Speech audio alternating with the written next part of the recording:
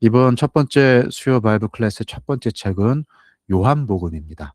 그 요한복음의 깊고 넓은 세계들을 함께 탐험해 가실 텐데요. 앞으로 잘 부탁드리고, 또 이 시간은 주님께서 인도하셔서 단순히 말씀을 공부하는 시간이라기보다는 우리가 하나님 안에서 말씀의 부유를 누리고, 정말로 우리 하나님께서 우리에게 허락하신 말씀들이 얼마나 귀한 것인지를 나누는 그런 복된 시간 되기를 우리 주님께 의탁을 드리면서 제가 먼저 기도로 이 시간 시작하도록 하겠습니다. 제가 기도하겠습니다. 좋으신 하나님, 은혜를 감사합니다.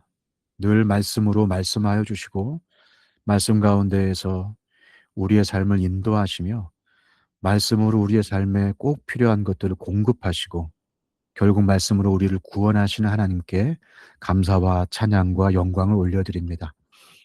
말씀이신 하나님, 또 말씀으로 이 땅에 오신 그 예수님에 대하여 우리가 사랑하고 또 따르고 또 예배드리길 원하기에 주님께서 허락하신 말씀을 더 깊이 알고 더 가까이 누리고자 하는 마음으로 이렇게 수요일 밤 9시부터 1시간씩을 주님 앞에 올려드립니다.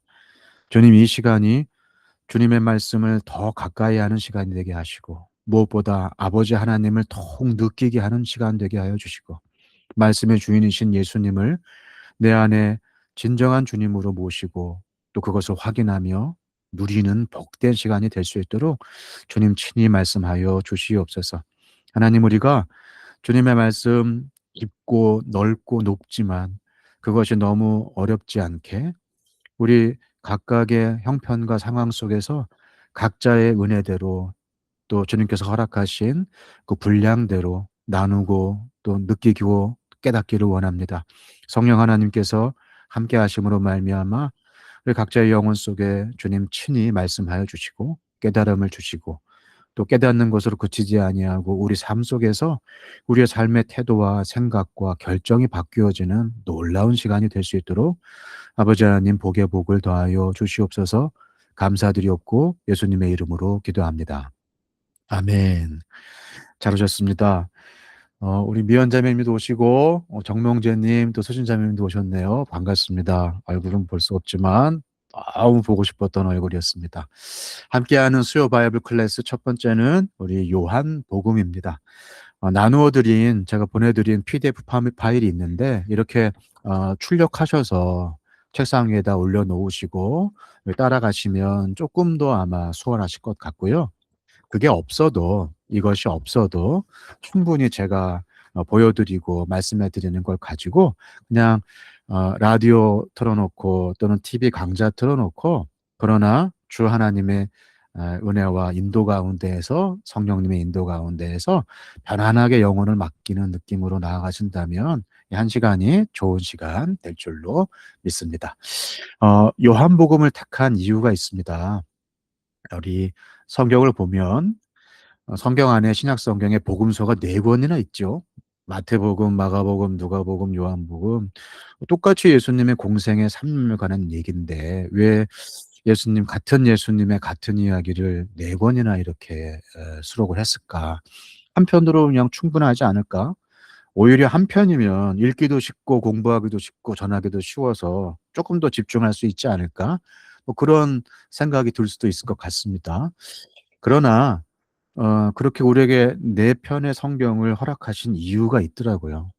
어 1분 예수님을 목격하고 그 예수님의 이야기를 들려주지만 그 예수님을 서로 다른 시각에서 조금 더 다른 관점에서 4 명의 다른 증인들이 증언하신다 생각하시면 될 것 같습니다.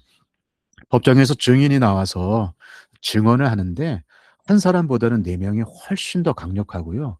게다가 그 4 명이 완전히 똑같은 소리를 하면 그건 담합의 의심이 들 수도 있겠지만 자기가 선 입장에서 자기가 본 그대로 조금씩 다른 느낌이지만 결국 일관되고 또 통일된 증언을 한다면 그게 얼마나 더 파워풀하겠습니까? 마태와 마가와 누가와 요한 이 4 명의 증언들이 그런 역할을 하면서 우리 같은 예수님의 이야기지만 마치 동서남북 서로 다른 방향에서 예수님을 보면서 더 입체적으로 예수님이 무슨 일을 하셨는지 그리고 결국에는 궁극적으로 예수님이 누구신지를 더 확실히 알게 하는 데에 이 네 개의 서로 다른 복음서들이 기여하는 바가 굉장히 큽니다. 하나의 복음, 네 개의 증언이라고 생각하시면 되고요. 또 보시면 각각의 복음서들마다 특징들이 있습니다. 마태복음은 유대인들을 위한 복음서다라는 이렇게 별명을 가지고 있습니다. 마태복음은 마태가 기록한 것인데요. 이 마태가 유대인 중에 유대인이었습니다. 세리 출신이고요. 그래서 유대인들이 읽고 있는 구약 성경, 그들에게는 토라, 뭐 선지자들의 글들, 그런 유대인의 모든 성경에 대해서 정통한 사람이고, 또 절기와 율법에 대해서 너무 정통한 사람이어서 유대인들이 선지자들을 통하여서 그 오랜 기간 동안 계속해서 약속받아온 앞으로 오실 메시아, 유대인들의 그 절기와 제사, 그 모든 것들이 그림자일 뿐이고 사실 그 본체이신 분이 예수님이라는 사실을 이 마태만큼 잘 이렇게 이야기로 풀어갈 사람도 없다, 이렇게 얘기할 수 있겠습니다. 그래서 마태복음은 유대인인 마태가 유대인들을 주 독자층으로 해서 이야기를 하고요. 그래서 강조하는 것들을 보면 성취에 대한 강조가 굉장히 많습니다. 예언이 이루어졌다. 또 말씀이 이루어졌다. 구약에 있는 어떠어떠한 성경의 그 예언이 이렇게 이루어졌다. 그런 성취에 대한 기록들이 마태복음에 반복되어져서 나오는 이유가 거기에 있습니다. 그리고 마태복음은 족보로 시작을 합니다. 이건 히브리인들이 아주 중요한 이야기들을 시작할 때 그 대상 주인공의 족보를 가지고 먼저 시작하는 것이 구약 성경에서 반복되는 패턴인데요. 이렇게 마태복음도 그 유대인들에게 익숙한 그 구약 성경의 족보로 시작하는 어떤 사람의 이야기, 이것을 예수님의 족보로 시작함으로써 유대인들에게는 너무나 익숙하고 친숙한 방식으로 이렇게 복음서를 풀어나가고 있습니다. 그래서 마태복음은 유대인들이 그토록 기다리고 있는 진정한 메시아, 왕이신 예수님에 대한 이야기다, 이렇게 생각하시면 됩니다. 반면 마가복음은 그 기자가 마가입니다. 이 마가가 누구냐 하면 바울과 바나바와 함께 1차 전도 여행을 떠날 때 같이 떠났던 사람이에요. 그리고 그때 중간에 무슨 일인지 중간에 포기하고 돌아왔던 사람. 그래서 나중에 2차 전도 여행을 떠나려고 할 때 이 마가를 데려가야 되느냐 말아야 되느냐를 가지고 바울과 바나바가 서로 다투게 되죠. 그래서 결국에는 등을 돌리게 되는 그런 일이 생기게 되는데, 그 마가가 바로 이 사람입니다. 그러나 이 우유부단했고 연약했던 이 마가가 나중에는 바울의 굉장히 중요한 동역자가 되어서 끝까지 바울의 마지막 감옥까지 함께 남아있던 걸 보게 되고요. 이, 이 마가가 베드로와도 굉장히 가까운 사이로 베드로의 통역자 역할들을 했습니다. 그래서 아마 베드로의 증언들, 베드로의 전언들을 이 마가가 종합한 것이 마가복음이 아닌가, 이런 학자들의 얘기들이 있고요. 그래서 이 마가는 어떤 조수의 역할, 작지만 자기가 큰 사람은 아니지만 예수님의 사도도 아니고 조력자 역할을 했지만 자신이 조력자 역할을 했기 때문에 돕는 자의 입장에 있는 사람의 어떤 기록들을 했습니다. 그래서 예수님을 기록할 때도 우리를 돕기 위해서 이 땅에 종으로 오신 예수님에 대한 표현들을 마가복음에서 했고요. 그리고 그 독자들은 주로 로마에 있는 그 종들이었습니다. 로마는요, 로마 인구의 절반 정도가 노예들이었거든요. 그래서 종의 입장에 서 있는 사람들이 너무나 많았고, 적어도 종이 노예가 어떤 상태인지를 모두가 다 이해했기 때문에 로마인들은 이 마가복음을 읽을 때 그 종으로 오신 예수님, 하나님이신데도 종으로 오신 예수님에 대해서 아마 깊은 감동을 받았을 것입니다. 그래서 마가복음은 즉시라는 말이 굉장히 나옵니다. 종의 미덕은 주인이 시키는 대로 즉시하는 거잖아요. 그래서 마가복음은 굉장히 템포가 빨라요. 즉시라는 말도 많이 나올 뿐만이 아니라 사건이 진행되는 것도 굉장히 스피디하게 진행이 되고, 게다가 마가복음이 네 개의 복음서 가운데서 제일 짧습니다. 16장밖에 안 되고요. 시작도 예수님의 탄생이나 이런 거 다 빼버리고 그냥 바로 예수님의 공생애, 예수님이 세례 받으시는 장면으로 그냥 즉시 시작이 됩니다. 게다가 마가복음 16장 마지막 부분에 보면 16장 9절부터 마지막 절까지는 사실 어떤 사본에는 그 부분이 빠져 있어요, 대부분의 사본들이. 또 어떤 사본에는 그게 있고요. 그래서 이게 너무 마가복음 마지막이 너무 급하게 끝나는 바람에 급하게 끝나는 것들에 대한 어떤 메이크업, 보완의 느낌으로 16장 9절부터 마지막 절까지를 이렇게 덧붙여서 편집한 것이 아닌가 이렇게 보는 성경학자들도 있습니다.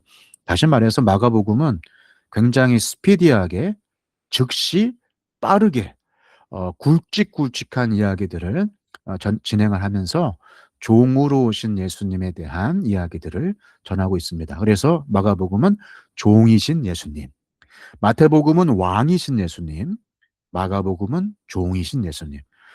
누가복음을 기록한 기자가 누가인데요. 이 누가는 의사입니다. 이 누가가 나중에 사도행전도 기록을 했죠. 의사이면서 동시에 역사가이기도 했어요. 사람을 잘 이해할 뿐만이 아니라 사람의 쌓인 시간이라고 할 수 있는 역사를 그만큼 잘 이해해서 기록한 그런 역사가이기도 합니다. 그래서 이 누가의 기록들을 보면 굉장히 꼼꼼하고 자세하고 또 잘 짜여져서 있는 것들을 이렇게 보게 됩니다. 누가복음 그래서 독자가 이방인, 그중에서 특히 헬라인들이었어요. 왜냐하면 헬라인들은 인간이 누구인가? 인간이 어디서 왔는가? 인간이 최고에 오를 수 있는 경지가 무엇인가? 그것에 대한 고민들이 많았고 그게 바로 헬라 철학, 그리스 철학 아니겠습니까? 그래서 그런 최고의 경지에 이른 사람에 대한 열망이 큰 이 헬라인들이 볼 때 사람에 대한 이해가 깊었던 누가의 기록인 누가복음이 굉장히 도전적이었고 아마 설득력이 있었던 것으로 보입니다. 그래서 이 누가복음은 인자를 강조합니다. 사람으로 오신 예수님. 그러니까 예수님의 인성과 신성 가운데에서 특별히 인성, 예수님의 그 사람 되심, 특별히 완전한 인간이신 예수님에 대한 강조가 이 누가복음에 있고요. 그 시작이 예수님의 탄생하시는 그 탄생부터 시작됩니다. 우리 인물전, 모든 위인전 다 보면 탄생부터 시작이 되잖아요. 그렇죠. 인간 예수를 처음부터 끝까지 기록하기 위해서 예수님의 나심, 탄생부터 시작되는 것이 특징이고요. 또 강조를 보면 잃어버린 자, 소외된 자, 연약한 자, 약한 자에 대한 예수님의 긍휼히 여기는 마음들이 누가복음의 여러 가지 사건들로 나옵니다. 뭐 잃은 동전의 비유, 뭐 잃어버린 아들의 비유, 뭐 잃은 양의 비유 이런 것들이 누가복음에 특히 강조가 되는 것들이 아마 그런 사람에 대한 애정과 긍휼이 많은 누가였기 때문에 예수님이 하신 그 수많은 일들 가운데서도 그 잃어버린 자를 향하여 찾아오셨던 예수님의 이야기들을 강조하는 것이 아닌가 생각들을 갖고 있습니다. 그래서 누가복음은 헬라인, 이방인들을 위하여서 그리고 소외된 자를 강조하고 특별히 예수님의 탄생부터 시작되는 완전한 사람이신 예수님에 대한 이야기다 생각하시면 됩니다. 우리가 살펴보게 될 요한복음은요. 요한복음은 어 말 그대로 요한이 기록을 했고요. 이 요한은 예수님께로부터 가장 많은 사랑을 받았던 그런 사람이기도 합니다. 요한에 대해서는 조금 이따가 다시 한번 보겠고요. 이 요한은 모든 사람들이 예수님을 알았으면 좋겠다. 그 간절한 마음으로 썼거든요. 그래서 독자가 특정한 유대인이나 헬라인이나 로마인이나 특정 직업이나 계층이 아니라 모든 사람, 누구든지, 얼마든지 모든 사람이 다 알아야 되고 누구든지 믿어야 될 예수님에 대한 소개가 이 요한복음에 나와 있습니다. 그래서 누군가에게 성경을 읽혀주고 싶고 누군가에게 예수님을 소개해주고 싶을 때 많은 사람들이 요한복음을 추천하는 이유가 거기에 있습니다. 요한복음의 저장 목적 자체가 믿지 아니하는 이 새로운 세대가 이 예수님을, 이 귀한 예수님을 꼭 알았으면 좋겠다라고 하는 그 사도 요한의 열망에서 시작된 것이기 때문에 그렇게 요한복음을 추천하고 있습니다.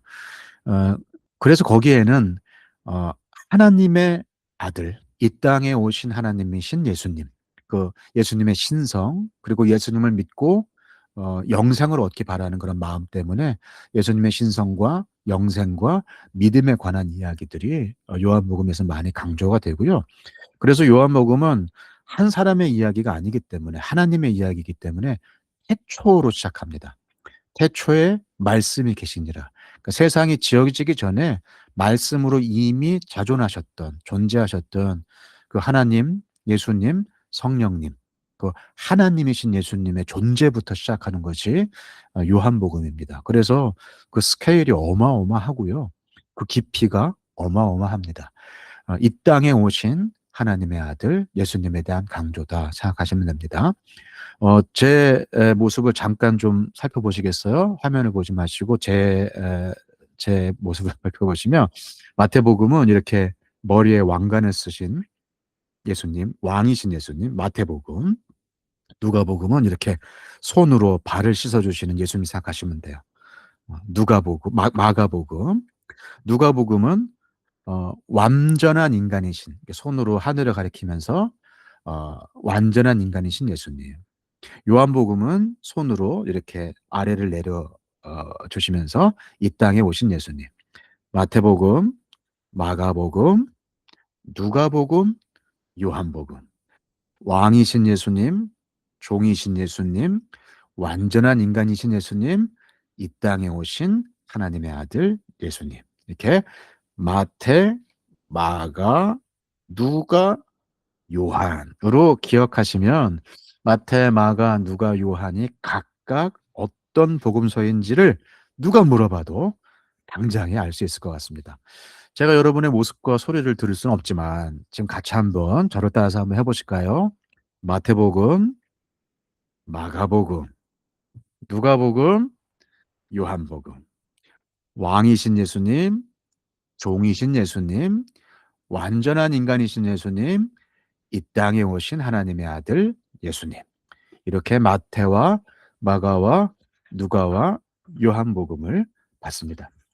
그런데 이 중에서도 마태, 마가, 누가복음 이 세 가지는 공관복음이라고 합니다. 공통할 때 공자고요. 관점할 때 관자예요. 그러니까 공통의 관점을 가진 복음서다. 그러니까 이 마태와 마가와 누가복음은 서로 공유하고 있는 것들이 많습니다. 겹치는 것들이 많아서 공관복음이다라고 얘기를 하는데요. 겹치는 내용이 약 60%에서 70% 정도가 됩니다. 이 공관복음은 특별히 예수님이 하신 일에 대한 역사적인 기록, 그 사실의 기록들이 주를 이루고 있습니다.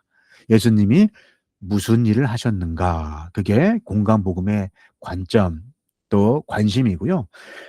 사역들을 보면 예수님이 주로 갈릴리 지역에서 하셨던 사역들, 예수님의 갈릴리 사역의 비중이 굉장히 높습니다. 반면에 예루살렘을 방문한 건 단 1회밖에 나오질 않습니다. 마태나 마가나 누가복음에 1회씩밖에 나오지 않는데 요한복음에는 적어도 3번 예수님께서 예루살렘을 방문하신 장면이 나오고요. 이렇게 관점이 다릅니다. 마태와 마가와 누가복음은 예수님의 이야기가 갈릴리에서 시작해서 나중에 마지막 십자가, 이제 예루살렘에 들어가셔서 십자가에 달리실 때까지 그때 그냥 천천히 그 서사를 천천히 뚜벅뚜벅 십자가 앞으로 가시는 예수님의 그 일대기를 역사적인 사건의 순서대로 하신 일 중심으로 기록하고자 하는 의지가 많았기 때문에 그렇습니다.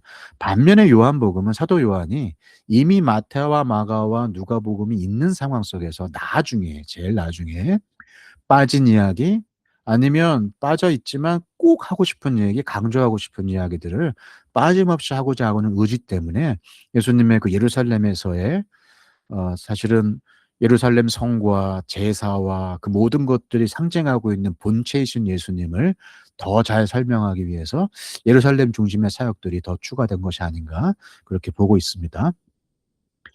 그리고 공관복음에는 비유로 하나님 나라를 설명하는 것들, 하나님 나라에 대한 설명들이 많고요.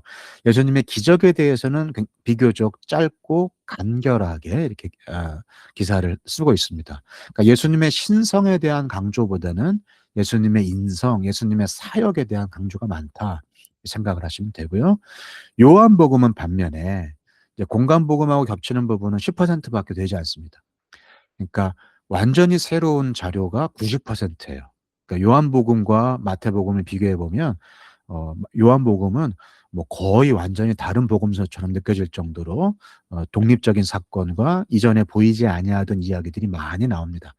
왜냐하면 요한복음은 예수님이 누구신지를 중심으로 쓰여져 있습니다. 그래서 예수님이 하신 일들은 이미 충분히 다루었으니 예수님의 가르침 가운데에서 예수님이 누구신지, 그리고 천국이 어떤 곳인지, 또 예수님을 믿고 영생을 얻는 것이 무엇인지에 대한 어떻게 보면 영적이고 신학적인 그런 이야기들이 굉장히 많이 나옵니다. 그래서 긴 강화, 긴 신학적인 이야기들이나 신학적인 대화들이 요한복음에 많이 나오고요.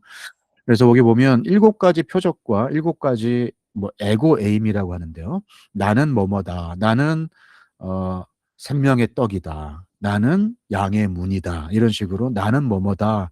예수님이 자기 자신을 향하여서 친히 설명하신 예수님의 자화상에 대한 이야기가 7가지, 예수님이 예, 이룩하신 행하신 기적에 대한 이야기들이 나오는데요. 요한은 기적이라고 하지 않고 표적이라고 했습니다. 왜냐하면 그냥 단순히 기이한 일이 아니라 예수님이 누구신지를 그 기적들이 가리키고 있기 때문에 사인이란 뜻으로 세메이온이라고 하는 헬라어 단어를 써서 기적이 아니라 7가지 표적으로 예수님이 누구신지를 설명을 하고, 예수님의 친히 설명하신 나는 뭐뭐다 에고 에임이 7가지로 예수님을 설명하는 식으로 예수님이 누구신지에 대한 것들을 처음부터 끝까지 애정을 담아서 계속해서 강조하는 것이 요한복음입니다. 제가 요한복음을 사랑하는 이유를 아마 여러분들도 눈치채셨을 것입니다. 요한복음을 읽을 때마다 주님이 누구신지를 더 가슴 깊이 깨닫게 되고, 그 주님이 누구신지를 제가 잊어버리지 말아야 되겠다 결심하게 되고, 그 주님이 어떠한 분이신지를 깨닫게 되는 순간 우리가 갖지 못하고 우리가 누리지 못하고 우리가 이 땅에서 당하고 있는 어려움들이 주님 안에서 해결되고 소망을 갖는 그런 귀한 시간을 누리기 때문에 저는 요한복음을 정말로 사랑하고 또 요한복음을 공부하고 싶고 더 많이 살펴보고 싶습니다. 요한복음에 대한 이야기들을 조금 더 살펴볼 때 요한복음은 가장 늦게 쓰여졌지만 가장 깊게 쓰여진 복음서다. 이렇게 저는 정리를 하고 싶습니다. 가장 늦었어요. 마가복음이 제일 먼저 쓰여졌고요. 그다음에 마태복음하고 누가복음이 아마도 비슷한 때에 쓰여질 것일 것이다라고 말씀을 하는데, 그 모든 복음서가 다 쓰여진 다음에 이미 마태와 마가와 누가가 있지만 그보다 한 20년에서 30년 뒤에 거의 서기 한 100년경 다 돼 가서 사도 요한이 마지막으로 기록한 복음서가 바로 요한복음입니다. 다른 공관복음보다도 한 30년, 한 세대 정도의 차이를 두고 있어요. 그러니까 마태와 마가와 누가복음을 읽고 그 편지를 나누었던 그 교회가 이미 한 세대 전에 세대가 물갈이 돼서 새로운 세대가 세상 가운데 일어났을 때, 이 새로운 세대, 그 전 세대의 믿음과 삶을 보지 못했던 새로운 세대를 향하여 이 나이 많은 90이 넘은 사도 요한이 썼다라고 생각하시면 됩니다. 저작 장소는 에베소인데요. 조금 있다가 뭐 에베소에 대한 얘기를 조금 또 나누겠지만 어 에베소라고 하는 도시가 갖고 있는 영적인 의미가 굉장히 큽니다. 에베소는 아시아와 유럽이 만나는 곳이었고요. 또 굉장히 중요한 복음의 전초기지이기도 했고, 바울도 그곳에서 굉장히 오랜 기간 동안 사역을 했었고요. 지금 그곳에서 교회가 거의 한 70년, 두 세대 이상을 쭉 교회가 지나오면서 초대교회가 어떤 어려움을 겪었는지, 어떤 상황 속에 있는지를 너무나 많이 어 체험한 상황 속에서 사도 요한이 이제 기록을 하게 됩니다. 독립 자료 비율이 90%라고 제가 말씀드렸죠. 공관복음과 겹치지 않는 내용들이 풍부합니다. 알렉산드리아의 클레멘스라는 사람은 그래서 마태와 마가와 누가가 역사적 사실을 기록했다면 요한은 영적 의미를 기록했다라고 이렇게 표현을 했는데, 저는 굉장히 동의를 합니다. 그래서 역사적 기록, 사실적 기록을 뛰어넘어서 그 뒤에 있는 영적인 의미, 진짜 예수님에 대한 숨겨져 있는 예수님의 진의를 잘 표현하고 있는 것이 요한복음입니다. 어 어떤 음 어떤 교황이 성경이 무슨 책인가에 대한 비유를 이렇게 했었어요. 성경은 마치 어린아이가 헤엄칠 수 있을 만큼 얕고 수영 선수가 빠져 죽을 만큼 깊은 물과 같다. 그가 원래 했던 말은 어린 양이 건널 수 있을 만큼 얕은 물이기도 하지만 코끼리가 헤엄칠 수 있을 만큼 깊은 물이기도 하다. 그런 말이었는데 그걸 많은 주석가들은 어린아이가 헤엄칠 정도로 쉽고 또 친화적인 책이지만 수영 선수도 빠져 죽을 수 있을 만큼 깊고 신학자도 그 깊이를 다 알 수 없을 만큼 깊은 것이 요한복음이다라고 얘기를 하고 있습니다. 요한복음은 문장이 복잡하지가 않고요. 굉장히 쉽고 평이한 헬라어들을 쓰고 있습니다. 그러니까 시장에서 생선을 파시는 아주머니들도 얼마든지 읽을 수 있을 만큼 쉬운 표현으로 돼 있어서 누구든지 읽을 수 있는 복음서이기도 하지만 그 내용과 깊이 그것이 가리키고 있는 바는 정말 우리의 관념을 뛰어넘을 정도의 깊이와 넓이와 높이를 가지고 있어서 공부하면 공부할수록 정말 또 그 깊이를 알 수 없는 것이 요한복음이기도 합니다. 요한복음을 기록한 그 기자, 뭐 저자라는 말보다 저는 기자라는 말을 더 좋아하는데요. 기자 요한이 어떤 사람인가? 이 요한은 사랑의 사도라고 하는 별명을 가지고 있습니다. 요한은 어부 출신이었어요. 갈릴리 어부였죠. 세베대의 아들이고 그 형이 야고보고 그 동생이 요한입니다. 갈릴리에서 그물을 깁다가 예수님께서 베드로와 안드레와 야고보와 요한을 이 어부들을 처음 예수님의 제자로 이렇게 부르시잖아요. 그래서 어부 출신으로 예수님의 제자가 된 사람입니다. 그런데 이 야고보와 요한 이 두 형제를 예수님께서 별명을 붙여주셨는데 우레의 아들이라고 그랬어요. 우레가 천둥번개 우레 그 우레입니다.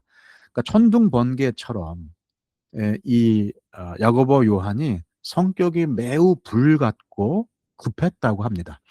성경에 나와 있는 많은 기록들을 보면 섣부른 대답, 성급한 판단, 그리고 아주 그냥 불같은 성격 이런 것들이 야고보와 요한에게서 보이고요. 그래서 예수님이 그 정도로 불렀으니까 이 사람들 성격이 어땠겠습니까? 그러나 예수님의 사랑을 굉장히 많이 받은 예수님의 수제자 가운데 하나이기도 했습니다. 이 요한은 마지막 만찬 예수님과의 마지막 만찬에서 예수님의 품에 기대서 이렇게 누워 있었던 예수님 바로 옆에 있었던 그 제자이기도 했고요. 다른 모든 제자들이 다 도망을 간데도 불구하고 끝까지 예수님 십자가 밑에 있었던 제자이기도 했습니다. 그래서 예수님은 돌아가시기 전에 그 사랑하는 자 요한에게 자신의 어머니를 이렇게 부탁하기도 하는 장면이 나오죠. 그러니까 그만큼 예수님과 가까웠고 예수님을 사랑했었던 그런 제자이기도 합니다. 그리고 에베소의 장로입니다. 무슨 얘기냐면 지금 90년이 넘도록 90세가 넘도록 살아남았다는 얘기예요. 예수님의 제자들 이 사도 요한을 제외한 모든 제자들 예수님의 11 제자들이 전부 다 순교했습니다. 뭐 베드로는 십자가에 거꾸로 못 박혀 순교했다. 뭐 그런 얘기도 있지 않습니까? 모든 제자들이 순교했는데 끝까지 살아남아서 천수를 누렸다. 그가 살 수 있을 만큼 오래 살았던 사람이다. 그래서 왜 사도 요한은 죽지 않고 살았을까? 그가 살 길을 찾아 헤매서 사는 게 아니라 주님께서 마치 이 새로운 세대, 한 세대가 더 지나서 친히 예수님을 목격하지 못하고 친히 사도들의 편지를 받지 못하고 초대교회의 흥을 보지 못했던 새로운 세대에게 마지막 증인처럼 남겨놓으신 분이 아닌가. 하나님께서 친히 보존하신 사람으로 유일하게 순교하지 않고 남아서 마지막까지 예수님을 전했던 사람이 바로 사도 요한입니다. 요한이 이제 서로 사랑하라 뭐 이 얘기를 너무 많이 반복해서 사람들이 이제 그거 말고 다른 얘기 없냐. 설교할 때 좀 제발 그런 얘기 좀 하지 말아라. 그렇게 했을 때도 내가 이 이야기 말고 무슨 말을 하겠냐. 이것이야말로 성경 전부이다. 예수님이 하신 모든 것이고 우리가 따라야 될 모든 것이 바로 서로 사랑하는 것이다. 해서 사랑의 사도라고 하는 별명을 가지고 있기도 합니다. 그가 이제 90이 넘어서 60년 전에 자신의 젊을 때의 기억, 자기가 만났던 예수님, 그 공생의 3년, 그리고 그 이후에 있었던 교회가 세워지는 그 모든 과정들을 다 돌이켜 보면서 그때의 기억을 정말로 모든 힘을 다 짜내어서 마태와 마가와 누가가 미처 담지 못한 예수님의 진면목을 자신의 피땀 눈물을 다 쏟아서 이 노인이 마지막으로 기록한 것이 요한복음입니다.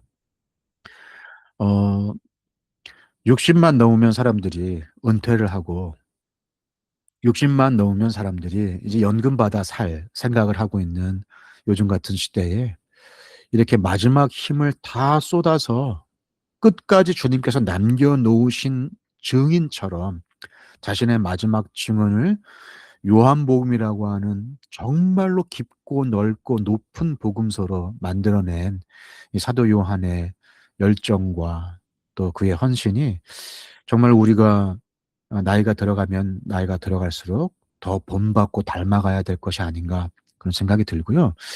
그 요한의 복음서를 살펴보다 보면 숫자를 굉장히 자세하고 구체적으로 적어 놓은 걸 보면 볼 수가 있습니다. 예를 들면 가나 혼인 잔치에 물 항아리가 6개였다. 물고기를 잡아 올렸는데 그냥 많다 하지 않고 그걸 다 셌어요. 153마리나 되었다. 이런 식으로 구체적인 숫자를 기록하면서 그가 얼마나 주님과 주님이 하신 일에 대한 기록들을 세세하게 정확하게 애정을 담아 기록하고 싶었는지를 또 우리가 알 수가 있습니다. 또 이런 숫자들을 다 자세히 살펴보면 또 거기에서도 영적인 의미들을 살펴볼 수가 있지만 그것은 오늘 우리가 함께 나눌 이야기는 아니기 때문에 다음으로 넘어가도록 하겠습니다. 그럼 이제 이 요한복음이 만들어진 저작 배경과 목적이 무엇인가를 좀 정리를 해 보도록 하죠. 이미 제가 지금까지 쭉 말씀을 드리면서 제가 요한복음을 사랑하는 이유, 요한이 누구인지, 요한이 어떤 마음으로 썼는지를 이미 말씀을 드렸습니다. 그러나 지금 요한이 어떤 역사적 상황에 놓여 있는지를 알면 조금 더 요한복음의 내용들이 더 많이 이해가 됩니다. 이 AD 85년에서 95년 사이, 그러니까 거의 AD 100년이 다 돼가는 이 시기가 어떤 시기냐면 예루살렘 성전이 완전히 파괴된 이후에요. AD 70년에 예루살렘 성전이 파괴되었음을 고고학자들이 보게 됩니다. 예루살렘 성전 파괴는 유대인들에게 굉장히 큰 충격이었습니다. 그들의 전부이고 상징이라고 할 수 있는 이 성전의 파괴는 유대교의 몰락을 예견하기도 합니다. 유대교가 몰락할 위기를 말하기도 합니다. 그래서 이 유대교의 중요한 사람들이 이 예루살렘 성전의 파괴 이후에 유대교의 강화를 위해서 유대교로 사람들이 더 집중하고 유대교에서 다른 종교로 이탈하는 것을 방지하기 위해서 당시 신흥 종교라고 할 수 있는 기독교에 대한 핍박이 어마어마하게 세집니다. 그래서 회당에서 예수님 믿는 유대인들을 회당에서 다 출교시키고 쫓겨내 버리고 회당에 오지 못하게 하고 유대의 사회는 모두 회당 중심으로 이루어지고 있는데 회당에서 쫓겨난다는 것은 사실 사회에서 매장당하는 것과 마찬가지였습니다. 게다가 이제 유대교의 사회, 유대인들은 지금도 유대인 커뮤니티 안에 들어와야 살고 그 바깥에 있으면 죽잖아요. 그 안에 있는 사람들은 철저하게 자기들 책임지고 똘똘 뭉쳐서 살아내는 것처럼 그 당시는 더 했겠지 않습니까? 2000년 전이니까. 그래서 유대교 커뮤니티에서 쫓겨나와서 이제 다른 지역으로 이방 지역으로 흩어지게 되는 그런 상황들 속에 있었습니다. 게다가 그때 로마 황제 도미티아누스가 박해가 어마어마했습니다. 그러니까 교회 내부적으로는 유대인 내부적으로는 같은 동족인 유대교인들에게 박해를 받아서 동족 그 사회에서 쫓겨나는 상황. 그래서 피난 갔는데 그곳에서는 뭐 어디를 가나 다 로마 제국의 지배 아래에 있었기 때문에 로마 황제의 박해. 게다가 로마 황제는 단순히 나라의 최고 수장이 아니라 로마에서는 신이었거든요. 황제를 신격화하고 로마의 황제는 신처럼 여겼는데 로마의 황제를 숭배하라고 하는 그 로마 정권의 이야기들이 유일신 사상을 가지고 있는 우리 기독교인들에게는 맞지 않죠. 우리는 하나님밖에 섬길 자가 없다. 이렇게 고백하는 것이 우리인데 그렇기 때문에 이 로마 제국의 박해도 굉장히 컸습니다. 게다가 교회 안에서는 이제 영지주의 이단의 흐름들이 이제 막 거세지는 그런 상황 속이었습니다. 영지주의 이단이 뭐냐면 말 그대로 어, 영, 영적인 것은 선하고 육, 육은 악하다. 이렇게 영과 육을 이분법으로 나누고 그래서 육체는 어차피 악한 것이니 어차피 죄를 지을 수밖에 없다. 육체로 죄를 짓는 것에 대해서 너무 이렇게 매이지 말아라. 그래서 이렇게 어떻게 보면 육체의 욕망에 따라서 행동하는 것들에 대해서 굉장히 관대하고 반면에 영적으로 또는 이성적으로 또는 지성적으로 이렇게 논하고 추구하는 것에 대해서만 고상하게 여기는 그런 이단들이 있었습니다. 영주주의 이단은 예수님에 대해서도 예수님이 육으로 오신 것을 부정하죠. 그 악한 육체를 예수님이 입었을 리가 없다. 그래서 영으로 오신 예수님은 인정하고 육체로 인간으로 오신 예수님을 부정해서 예수님의 신성과 인성 가운데서 어느 하나만 부정하는 건 다 이단이거든요. 그래서 이런 영지주의 이단이 교회 안에 들어오면서 굉장히 많은 영향력을 줬습니다. 그래서 교회가 시끌벅적했죠. 그러니까 외부에서는 박해, 내부에서는 이단. 그런 것들이 지금 당시의 상황이었습니다. 그러니까 교회가 점점 힘을 잃고 교회 예수 그리스도를 믿는 믿음이 흔들리고 세상에 나가도 힘을 얻고 힘을 잃고 또 같은 동족 가운데서도 이렇게 인정을 받지 못하고 또 천대를 받는 그리고 교회 내부에서도 이단의 문제 때문에 시끄러운 그런 상황 속에 있었던 것이 이 요한복음이 쓰여질 당시의 상황이었습니다. 어디서 많이 들어본 얘기 같지 않습니까? 저는 지금 한국 교회가 처한 상황이 이런 상황이 있지 않나 그런 생각들 해봅니다. 지난주였죠. 그 한국의 여러 주요 종교에 대한 신뢰도 조사를 어떤 중요한 기관에서 했는데, 개신교가 최하위를 기록했습니다. 개신교를 믿지 않는다, 신뢰하지 않는다라고 하는 퍼센테지가 75.4%예요. 그러니까 4명 중에 3명이 신뢰하지 않는다는 것은 사실 뭐, 뭐 기독교인들을 제외한 모든 사람들, 아니, 기독교인 안에서도 대부분의 사람들이 개신교를 신뢰하지 않는다는 그런 얘기입니다. 동족 가운데에서도 인정을 받지 못하고요. 외부에서도 사실은 핍박을 받고 있죠. 여전히 기독교에 대한 종교적인 핍박이 실제하고 실제로 기독교인이라는 이유만으로 참수당하고 죽는 것이 현 상황이기도 합니다. 이제 교회 안에 이단의 문제는 뭐 공공연한 얘기가 되었습니다. 지금 뭐 신천지부터 시작해서 여러 이단들이 대놓고 교회를 핍박하고 정치권을 흔들고 여러 가지 일들로 이 사회를 어지럽히고 있습니다. 그러니까 이단의 문제, 또 같은 나라 시민들의 배척을 받는 문제, 외부적이고 정치적이고 종교적인 압박 가운데 있는 문제, 그런 문제들이 지금 한국 교회 상황 속에 있어서 저는 이럴 때야말로 예수님이 누구신가에 대하여서 집중해야 될 때다라고 믿습니다. 그러니까 이럴 때에 교회가 어떻게 살아남을 것인가, 교회의 생존에 대한 문제를 고민하면 그건 세상하고 똑같은 거죠.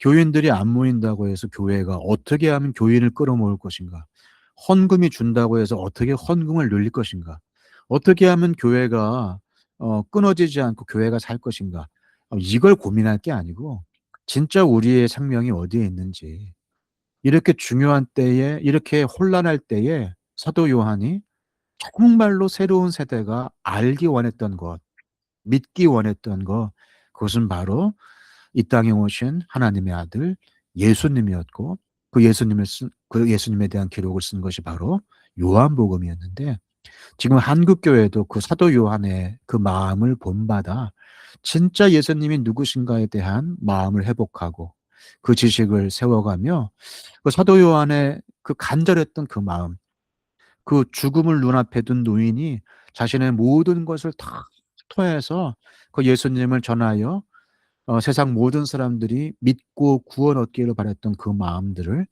안고 실천해야 될 것이 아닌가, 그런 생각들을 더욱 하게 됩니다.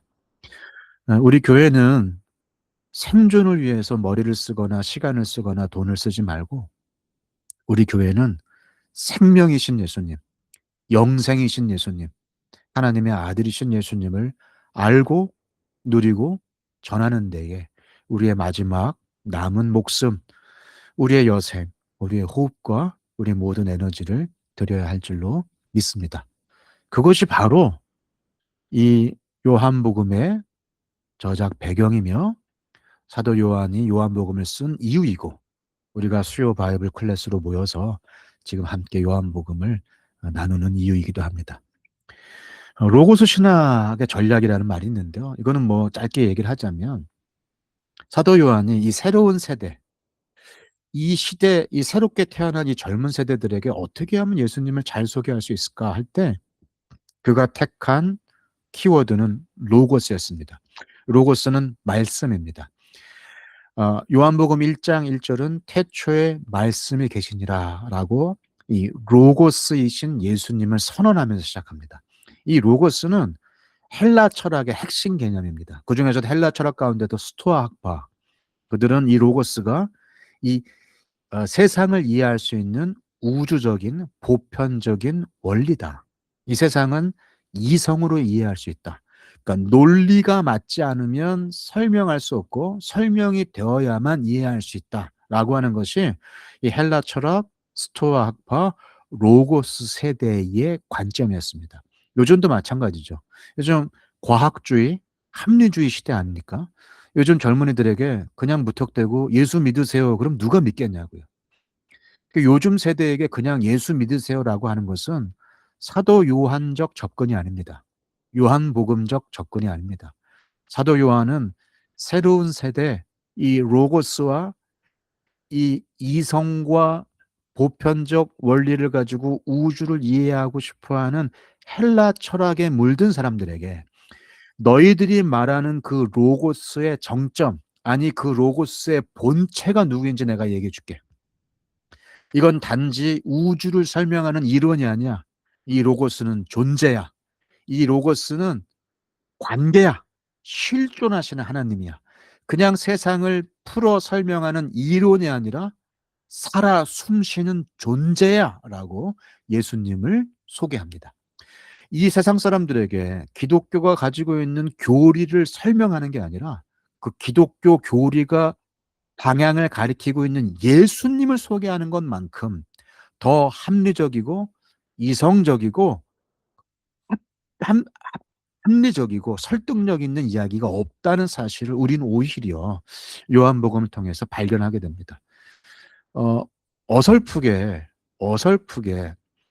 세상 사람들에게 기독교의 교리적 우월성을 변증하려고 하기보다 그 모든 교리의 주인, 아니 모든 세상의 주인이신 예수님에 대한 분명한 어, 전도와 설명과 소개가 이 시대에 더 필요하지 않을까, 그런 생각들을 하게 됩니다.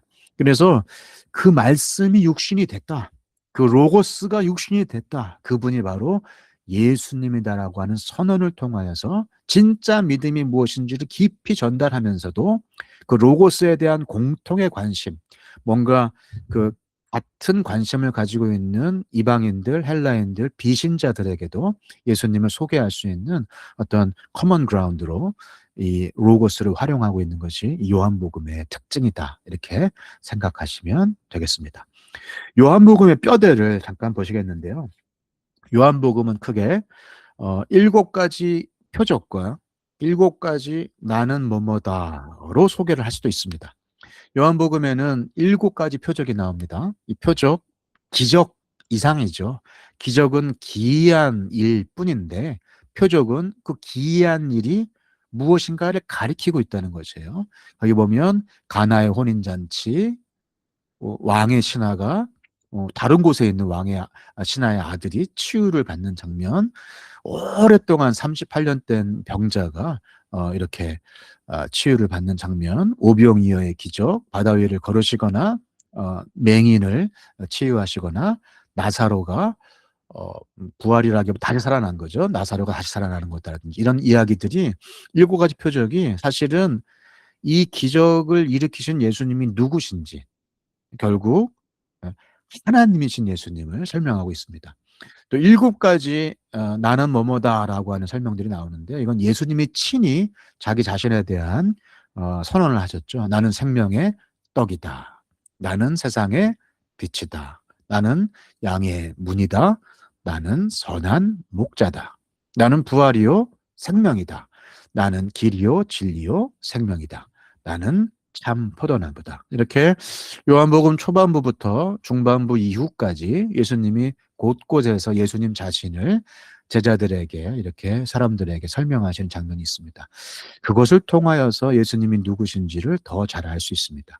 다시 말하자면 요한복음을 읽으실 땐 예수님은 누구신가 거기에 초점을 맞추시면 됩니다. 요한복음의 모든 기록은 거기에 포커스가 맞춰져 있습니다. 예수님은 누구신가? 무슨 일을 하셨나 보다 이 일을 하신 예수님은 그러면 누구신가? 이것에 우리가 초점을 맞춘다면 요한복음의 저작 목적과 우리에게 허락된 정경으로서의 요한복음의 기록 목적에 대하여서 정말로 부합한 말씀 읽기와 삶이 되지 않을까 그런 생각을 갖습니다. 그럼 앞으로 이제 10주 동안 요한복음을 우리가 쭉 살펴보게 될 텐데요. 요한복음을 주로 학자들은 두 권으로 나눕니다. 1장부터 12장까지를 표적의 책이라고 얘기를 하고요. 13장부터 마지막 21장까지는 영광의 책이라고 얘기를 합니다. 표적의 책은 예수님이 누구신지 일곱 가지 표적 그리고 여러 가지 에고 에이미 중에서 일부분 그래서 예수님을 누구신지를 가리킨다면 13장부터 21장 마지막까지는 이제 십자가와 부활과 또 부활 이후에 예수님의 행적들을 통하여서 그 예수님의 모든 사역들이 영광스럽게 전개되고 그 모든 예수님을 가리켰던 그 모든 말씀과 이루어진 약속들이 예수님께 십자가와 부활 사건을 통하여서 큰 영광으로 드러나는 것을 보여주면서 영광의 책으로 이후에 우리의 삶들에게 도전을 주고 있습니다. 그래서 표적의 책과 영광의 책 크게 두 부분으로 나누겠지만 또 한편으로는 예수님의 표적 일곱 가지, 에고에임이 나는 뭐뭐다 일곱 가지, 그 다음에 마지막 21장까지 십자가와 영광의 길, 이렇게 영광의 책에 대한 안내로 이렇게 세 부분으로 나누어서 여러분들과 함께 10주를 살펴보게 될 거고요. 다음 주부터는 표적의 책 첫 번째 장면인 요한복음 1장부터 이렇게 시작하게 될 것입니다. 좀 정리를 하자면 요한복음은 90세 노인이 60년 전 청년 시절의 예수님을 기억하면서 지금 새로 태어난 새로운 세대들에게 그 예수님을 증언하기 위하여서 쓴 증언서입니다.